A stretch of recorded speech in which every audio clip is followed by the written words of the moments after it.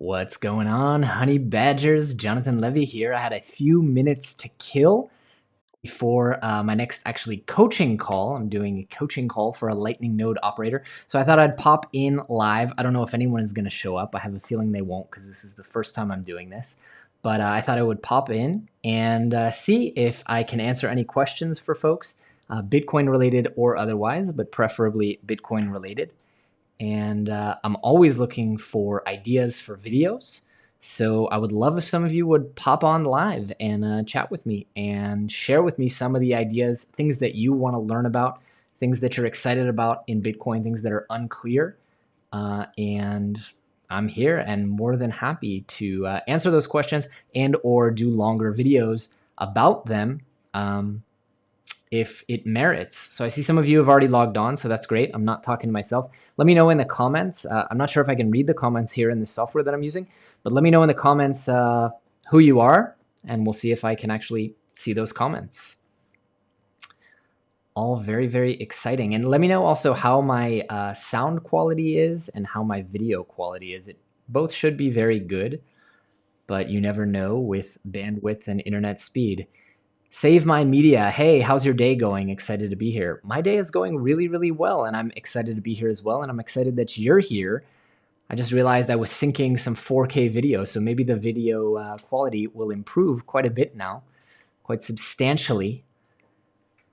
Awesome. Thank you for the likes. I can actually add this comment to the broadcast, which is pretty cool, although I wish that that were a different color. I need to maybe like modify the settings in this app. So Save My Media, let me know what you're most excited about right now in the world of Bitcoin. What's something that excites you in Bitcoin land? While I try and figure out how I can change the look and feel of this a little bit to be more Bitcoiny. All right, and to the rest of you who've joined in, let me know in the comments so I know who's here. And feel free to fire away with questions as well.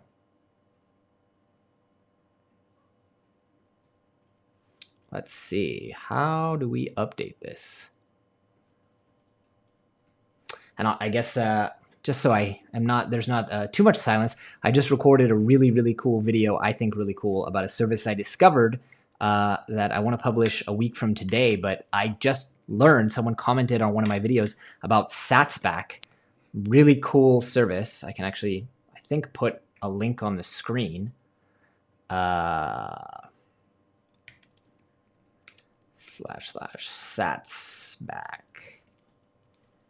And this is just full disclosure, support the channel link if you do want to support the channel. Otherwise, just Google SatsBack. But all along, it turns out that I could have been earning Satoshis on like all the shopping I do on AliExpress, a bunch of different airlines, Fiverr, Uber, like stuff that I use every single day. That blew my mind, so I did a video because I don't know how it is that I didn't know about this. I'm a little embarrassed because I've been a Bitcoiner for a long time and I didn't know about it. So that's one thing I'm really excited about is earning like between 3 and 30% cash back on the money that I'm spending every day. My last video on how to earn free Bitcoin with the BlockFi credit card was admittedly some bad timing because BlockFi might be going under. But yeah, guys, let me know in the comments. I'm here to answer questions. I don't have any particular agenda or content that I wanted to share today. So hit me up in the comments. Let me know where you're coming from. All right, great question from Save My Media. ETH 2.0 has been interesting to follow along. I've been trying to dabble more into NFTs as well. So I'm curious to see what I purchased this year. Well, you might be in the wrong place because this is a Bitcoin maxi channel. I'm against Ethereum. I've actually done a video about why I'm against Ethereum, which I'll share right here. Let's see, how do I do this? //jle.vi/Ethereum. And I give about 50 different reasons why I think Ethereum is garbage and why I think even Ethereum 1.0, I think Ethereum 2.0 is going to be even worse than Ethereum 1.0. I'm also against NFTs because I think they don't introduce anything that innovates or solves a real problem. Because if I violate your ownership rights or your copyright over an NFT, you're still going to have to go to a court of law, send me a cease and desist. So having it be on the blockchain doesn't actually solve anything. Besides maybe the fact that, ownership of digital works is tricky to verify. No worries, no hard feelings, save my media. But yeah, I'm against Ethereum. I would love if you checked out, I'm going to put it in the comments here as well, http://jle.vs/Ethereum. Check out that video and let me know if it's persuasive to you. My views on Ethereum, one, I think it's a bloated blockchain that's become highly centralized because of what it's trying to do, and it's trying to do everything for everyone. It's decentralized in name only, Dino, as they say. I think proof of stake is going to be a complete disaster. Proof of stake to me sounds just like the traditional monetary system. The people with the most money make the decisions and no one else has any say in the matter. Not to mention Ethereum had a huge pre-mine, right? So like the people who have the most Ethereum are the Ethereum Foundation and the people who were around in the early days. And I think they have outsized control already.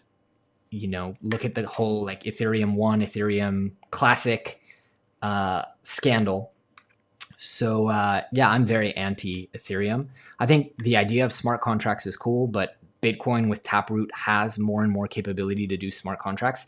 There is going to be the ability to do tokens on the Bitcoin blockchain with something called RGB coming out soon. I've been trying to get someone on the YouTube channel to interview them about RGB, but basically it's going to use Taproot and all of the capabilities that Taproot and Schnorr signatures have added and allow us to do things surrounding the Bitcoin blockchain, but on Bitcoin and with all the wonderful things that Bitcoin includes and the standards. Hey there, Russell. Hey there, Guy. Got some great feedback here. So afternoon, Russell. Guy, do you see any companies using Bitcoin to help in poverty outside of El Salvador? Yes. So I did see a video the other day. I mean, a lot of this stuff, is signal within all the noise, right? Like I think the news about Bitcoin and Bitcoin's price and the SEC chairman talking about it, it overshadows these smaller stories. I saw an amazing video. I believe it was in South Africa in a township. I might be wrong on that, but where young people like 13, 14, 15 were pricing things in sats. And it showed that in the township, they were buying stuff like beverages with Satoshis. And that was their unit of currency. So it wasn't like this is this many Rand and that converts to Satoshis. They were like, hey, the price is 1,000 sats. I thought that was really cool. I did a lot of traveling and volunteering and investigating, and I even spoke at some startup conferences in Kenya, Rwanda, South Africa. And I can tell you they're like a decade ahead of the US in terms of mobile payments. M-Pesa is the really, really big one there. It's owned by Safaricom. So the idea of people storing their money on their phone is very, very kind of native there, and it's already been adopted. So I think Bitcoin is going to see massive adoption there for the unbanked. And that's what M-Pesa did really well, is like these are the people who are storing all their money on their phone, literally meaning like your SIM account is tied to your phone and that's your bank account. Those are people who are traditionally not able to be served by banks either because they don't have ID or their income is too low. So I did a lot of learning and research into what's more politely today called the base of the pyramid, which is about 4 billion people living. It always changes because inflation and stuff, but I believe when I was active in all this kind of research, it was 4 billion people living under $2 a day. It's a lot of people. It's over half the planet. And I think we're going to start seeing massive, massive adoption, but it's going to take education the same way that Safaricom did a lot of education with M-Pesa. We're going to see a ton of adoption. And that's just from my interactions with people in Kenya, in Rwanda, and seeing their eyes light up at services that I was like introducing them to. I was doing some volunteering with a mobile apps company. But those stories aren't getting out as much. I saw in El Salvador, there's some really interesting Bitcoin education happening. I saw some very interesting stuff happening in Venezuela with all the hyperinflation there. I've heard some interesting stories and rumblings around Lebanon, which is another place that hyperinflation was really, really bad about a year ago. So, but I'm going to take that as feedback to maybe reach out to some of these people in these areas and tell some of these stories on this channel, because that would be really cool. And it's hard to argue with those facts and those first person stories. And a lot of no coiners love to say like Bitcoin is not practical, it's all speculation. But when you meet somebody, and I have met people who like Bitcoin saved their life, it's hard to argue with that. So I love that. And I'm going to put that on I have a list here going, real stories of people being lifted out of poverty by Bitcoin. Part of it is like language barrier. I speak really good Spanish, but I don't speak very good Lebanese, Arabic. So let's see, what else do we have? What else do we have here? Some really great questions. All right, Xander asks, any sites who would recommend for programmers who want to create apps on top of Lightning? I wish I knew, actually. I'll tell you what, I don't know much about Lightning in terms of engineering or how it's built. I know there are a lot of different services. I know that some of the stuff is built on Node, some of the stuff is built on Python. As far as I understand, LND has APIs for a lot of it. One of the best things that you can do is join. I actually have a Telegram channel that I created with Marnix, who's a really, really big programmer in this space. And let me see if I can find the link for you. One of the best things you can do is join. It's t.co shadowy supercoders. By default, everyone is muted when they join. But if you join, you will see like all the most well-known developers in the Lightning sphere are there, and you can interact with them and get to know them privately. Or we only open up rights to post in the group if you have your own project. But that would be a good place to start, and just chat with folks like Marnix, who built Cheese Robot, Lightning Watch, and a bunch of other stuff. The creators of all the biggest services that you use every day, ThunderHub, Yalls, like they're all in there.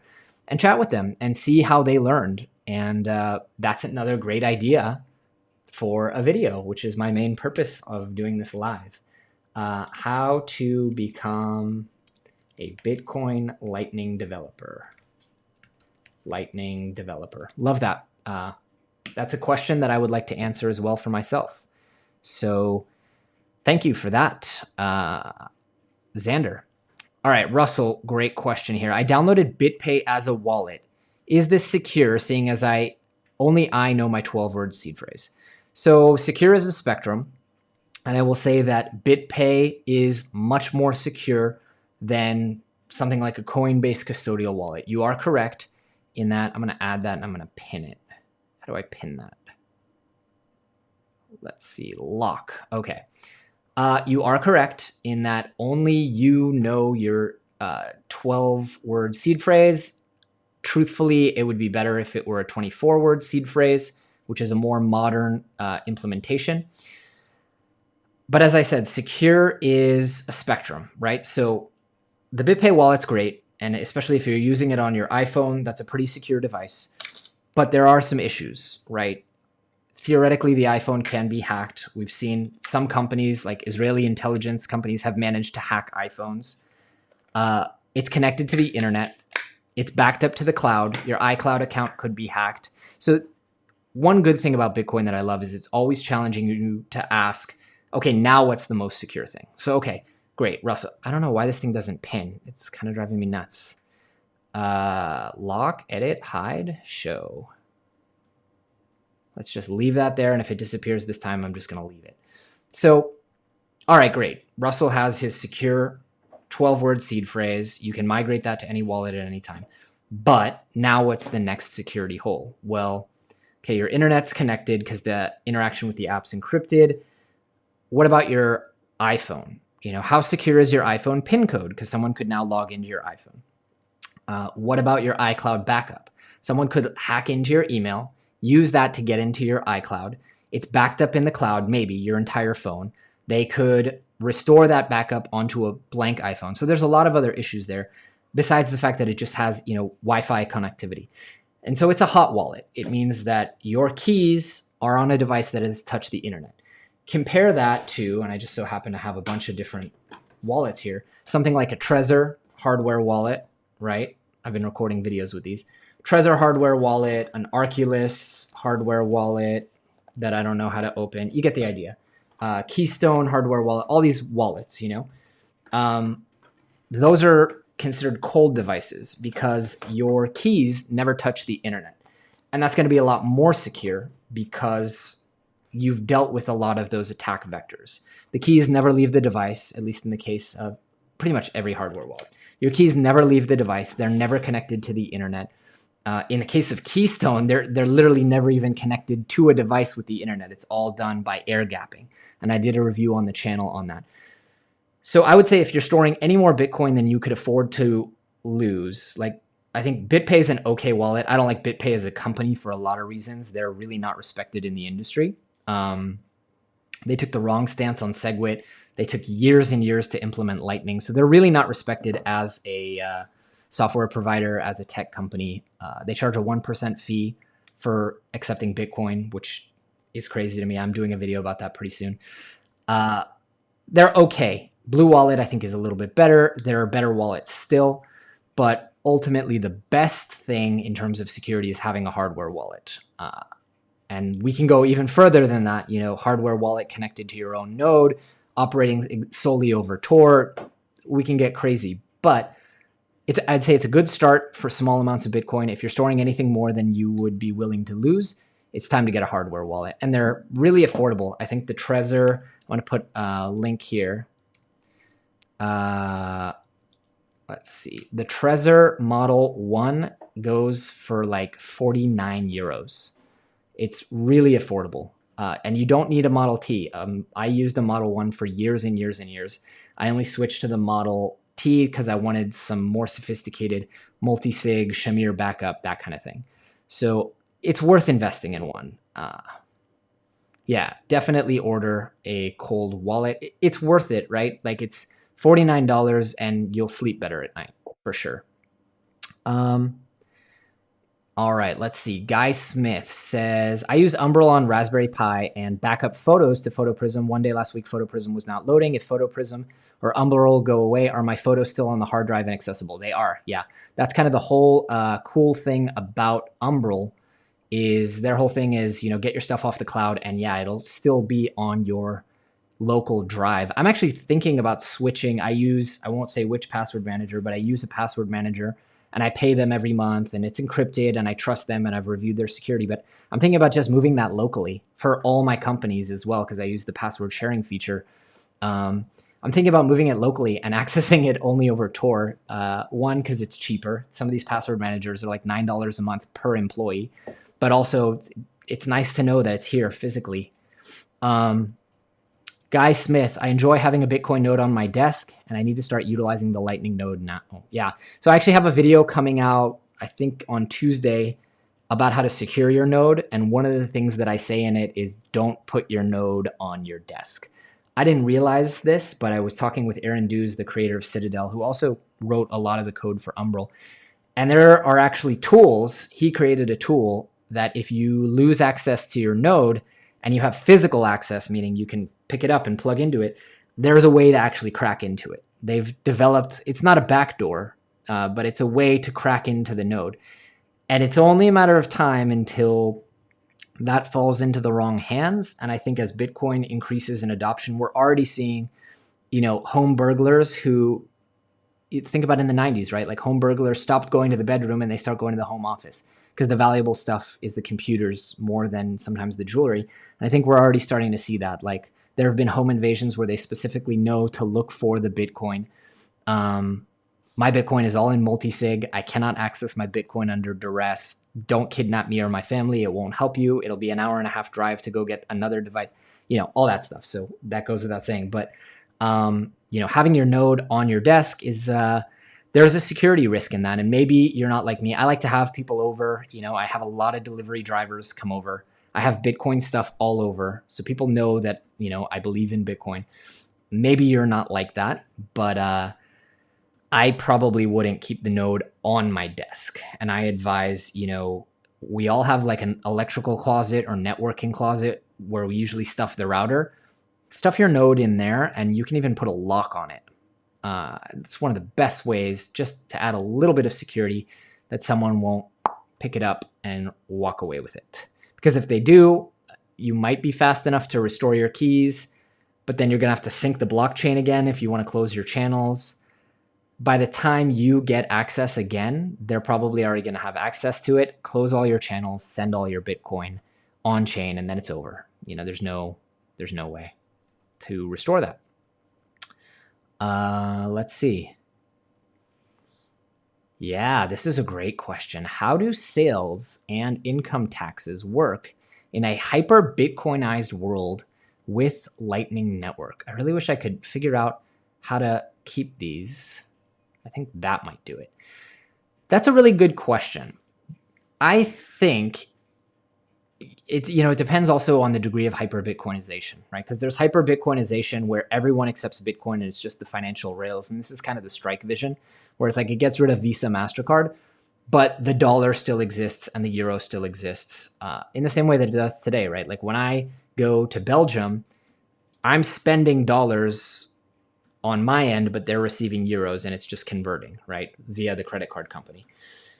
I think in version 1 of the hyper-Bitcoinized world, companies are still always going to do their accounting in whatever currency, right? There are some multinational corporations that do their accounting in multiple books, but a lot of them just say like, yeah, we sell in euro, we sell in, South African rand, we sell in GBP, but our books are done in dollars or renminbi or whatever. So that's version 1 is, it's just converted. But I think as Bitcoin gets bigger, you're going to have to face this fact where these companies are going to keep that money in Bitcoin. And that's actually not as hard as you think. Like even QuickBooks, which any big company is using much more sophisticated software than QuickBooks, but even QuickBooks allows you to have multiple currencies. So in our QuickBooks, I used to have a vendor for my other business, the online course business, who insisted on paying us in GBP and another vendor who insisted on paying us in euros. They just would not pay us any other way, and they would send me PayPal pounds. And so I just had to add another currency in QuickBooks, and accounting software just knows how to handle this. Now, I don't know, this is something we could Google, but I don't know if Bitcoin does QuickBooks support Bitcoin? Could be interesting. Let's see. I don't see simple integration. I mean, there are integrations with all kinds of stuff. You can integrate with BTC Pay. I have a video coming out about this as well in about 2 weeks. I don't think you can add Bitcoin as a currency in QuickBooks, but that's coming. We should all request that as a feature. Like Bitcoin is a currency, add it so that I can keep it on my balance sheet, right? And then also, it can be just another bank account. Like my business has a euro account and we have a dollar account, and we could have a Bitcoin account, and then some employees may want to be paid in Bitcoin, and you just deduct from that account. So, yeah. Antonio, by the way, keep up the questions, guys. These are great. Do you think the Lightning Network smart contract capabilities will challenge Ethereum? That is a good question. Sorry, I have a phone call coming in. That is an interesting question. I don't see value in Ethereum. I think most of what Ethereum has done, the only actual proven use cases are ICO scams and NFT scams. So I really view Ethereum as a solution looking for problems, not, a solution to a real problem.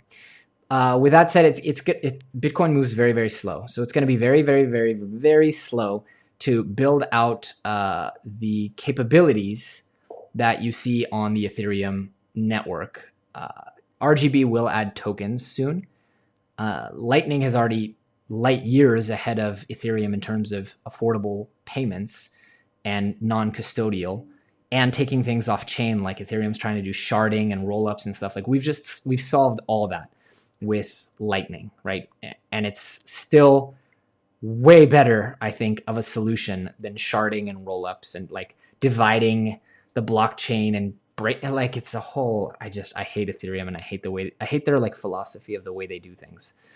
But the Bitcoin maximalist view would be anything worth doing can be done on Bitcoin. It's just harder, right? Like smart contracts are harder because we only allow specific forms of transactions in the blockchain. You can just spend funds. So you need to figure out a way to, like Lightning Network. How do you figure out a way to format what's happening in the Lightning Network into normal Bitcoin transactions? And so that's where you get, you have to get creative with side chains and things like that. But look, I think anything worth doing can and will be innovated on Bitcoin. So if there are relevant applications for blockchain, someone will build it, and they'll build it in a way that integrates with the Bitcoin ecosystem. I just don't think that any of these like ICOs or NFTs or any of that stuff, I don't think that they're not valid uses of blockchain, in my opinion. In the words of Andreas Antonopoulos, you don't need a blockchain for that. Great question, Antonio. Coco, nice background. Coco Ardo asks, what's your opinion about SeedSigner? So I've never played with one. I actually was at a lecture with the creator of SeedSigner. So I know a little bit about it, and I've seen a demo of it. I've never used one myself. I will say this, SeedSigner is like for the hardcore, right? If you don't even want to go so far as to trust Trezor, even though their software and hardware is open source, even though you can run it on Tor, even though you can run it with your own node. Like if you want to go hardcore, SeedSigner takes it to a whole new level, meaning